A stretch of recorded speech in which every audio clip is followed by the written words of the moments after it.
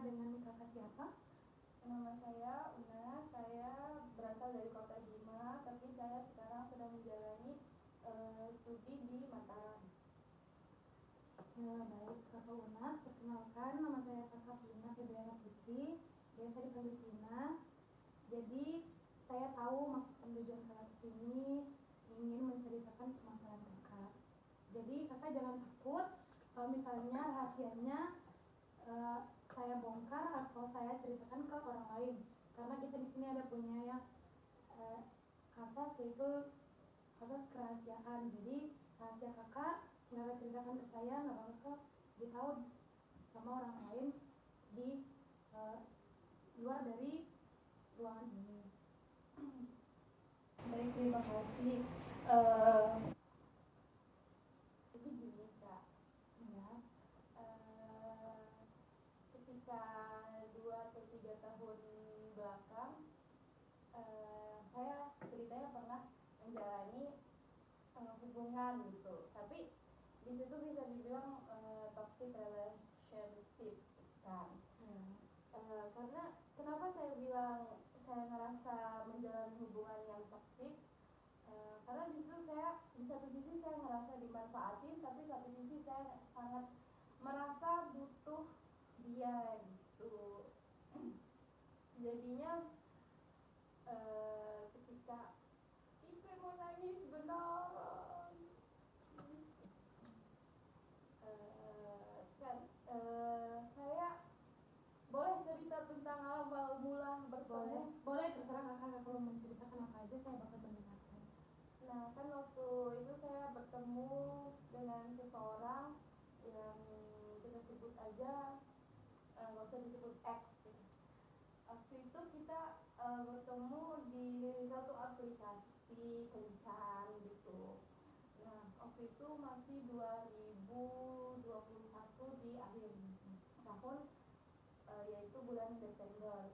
Nah, waktu itu mungkin saya ngerasa saya menjalani atau kena apa namanya, saya ngerasa mungkin namanya tuh love bombing, yang kayak 1 sampai 3 bulan aja ngerasa, tapi belum 1 sampai 3 bulan itu saya tuh udah ngerasa kayak kesepian banget, tapi saya selalu ngerasa butuh diri dia gitu. Tapi di sisi lain itu karena ada faktor lain itu kenapa saya butuh dia dan ngerasa pengen ada dia gitu, padahal di situ kan dia sangat-sangat ngerasa untuk nggak butuh saya sama sekali. Nah, di situ belum sampai, kan saya mulai menjalani hubungan sama dia dari Desember. Nah, belum dapat jalan tahun ke depan bulan 2 itu dia tuh sudah mulai hilang-hilang kan.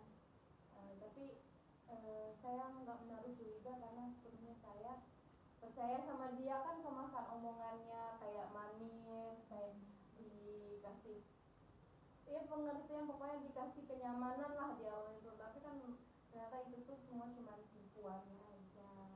Nah, to the point aja, saya mengakhiri hubungan itu bulan 4 karena saya di ghosting selama 1 bulan tanpa ada kata untuk berakhir, dan nggak ada kata putus atau apa, pokoknya nggak ada. Tiba-tiba aja dia blokir semua akses saya di semua sosmed saya gitu kan. Saya kan kebetulan kita juga LDR. Nah, saya tuh nggak punya akses untuk mencari dia, nggak punya akses buat komunikasi sama dia gitu kan. Nah, saya memilih untuk mengakhirinya itu lewat akun chat saya gitu kan. Itu bulan 4 karena saya udah merasa oh dia udah nggak butuhin saya, dia udah nggak mau nih sama saya gitu kan. Jadi saya memilih untuk mengakhirinya saja. Terus dan dia juga di situ tanpa ngomong apa-apa langsung kayak ya udah gitu. Tapi saya itu sampai 2 tahun ke depan nggak pernah ngerasa untuk bisa buat lupa gitu. Saya selalu ngerasa saya cari-cari dia, walaupun saya pernah menjalani hubungan dengan orang lain, padahal di situ saya jalanin sama orang lain, tapi saya masih memikirkan gitu, mungkin itu namanya nggak move on ya gitu kan. Sampai 2 tahun kemudian saya nggak pernah, mungkin sampai ya 3 tahunan lah gitu, nggak benar-benar nggak lupa gitu. Terus gimana ya, suatu karena saya kan pertama ngerasa belum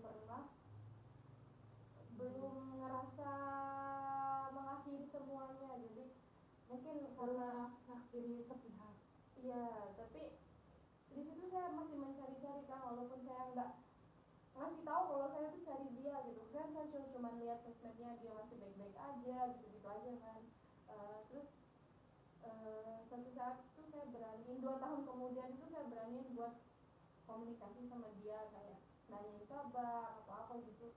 Ternyata itu adalah langkah yang salah, karena awal dari itu saya bertemu dengan dia lagi,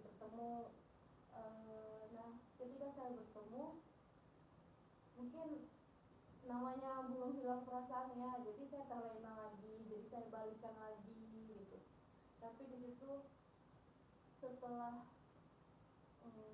ya 1 bulan lah, 1 bulan aja saya jalanin hubungan, saya di kayak gimana ya, Dan hubungannya sama orang yang sama, tapi langsung kayak dia menghilang lagi, kayak langsung diblokir semua aksesnya. Jadi saya waktu itu sampai 6 bulanan lagi kayak ngerasa kok gininya ya, kok saya ngerasa kayak nggak pantas banget buat orang lain, kayak kok bisa ya dia giniin saya gitu, kayak tanpa nggak kata-kata, tanpa apa, tapi langsung kayak hilang tanpa jejak.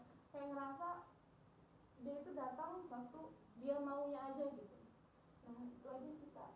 Tapi mungkin yang buat saya trauma itu ketika saya tahu dia belum berakhir dengan saya, tapi dia udah menjalani hubungan sama orang lain. Itu yang buat saya trauma, karena saya ngerasa saya nggak pantas buat dia, saya ngerasa nggak cantik. Mungkin dia cari yang cantik ya, tuh saya nggak ngerasa, saya ngerasa nggak pantas aja gitu, kayak insecure. Pokoknya saya trauma aja akan diselingkuhi, ditinggalkan. Dan satu, kalau saya jalani sama orang lain, yang paling buat saya trauma itu ketika orang yang pacaran sama saya itu ya, yang jalan hubungan sama saya itu hilang kabar. Ya walaupun 2 jam aja saya WA dia, misalnya saya WA tapi dia nggak aktif, itu buat saya trauma dan ke flashback aja gitu, kayak masa lalu gitu. Terus saya mau nanya gimana caranya misalnya biar saya nggak terlalu mendalam sama rasa trauma saya itu. Jadi kakak menceritakannya, kesimpulan sedikit berarti dari permasalahan sama hubungan yang kemarin, kakak merasa bahwa pacar kakak ini ninggalin kakak tanpa sebab, membuat kakak mantan yang kemarin meninggalkan kakak tanpa sebab.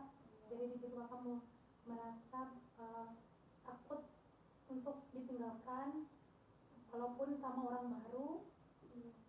Jadinya walaupun kakak pacaran sama orang baru, masih ke distract sama yang lalu gitu, masalah-masalah yang lalu itu, walaupun cuma ditinggal tidur gitu. Pokoknya takut untuk ditinggalkan. Ya, jadi kakak masih mikirin dia apa kayak ya udah mau gimana lagi, itu mungkin udah jalannya dia. Nggak mikirin sih, cuman kayak takut aja ngerasain hal yang sama lagi. Tapi mungkin karena mungkin masih ada rasa traumanya gitu, kayak ditinggalin kayak dari orang lain gitu, kayak diselingkuhin lah kayak gitu. Jadi itu tuh yang buat ngerasa kita tuh kayak nggak pantas itu kan gitu. Cuman ngerasa itu aja sih, trauma aja ditinggalin karena orang lain gitu, kayak kita nggak cukup buat orang gitu. Kalau jadi menurut saya tuh kayak masih distract sama masa lalu itu. makanya di hubungan baru tuh kayak kepikiran itu terus, jadinya susah buat kepikiran. kepikiran negatif lagi, kepikiran positif lagi karena kejadian masalah yang lama gitu. Jadi Kakak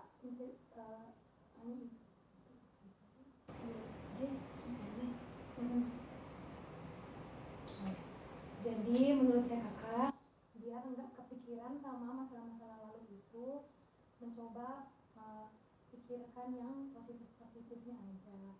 Jadi apapun sama orang baru itu dikomunikasikan lagi, jangan selalu mengingat masa lalu karena itu benar-benar nggak baik untuk masa depan kakak, pikiran kakak, membuat jadi beban pikirannya kakak lagi gitu, kesehatan terganggu, hubungan kakak jadi nggak baik, kepikiran masa lalu terus gitu. Dia sih minta yang ceritain.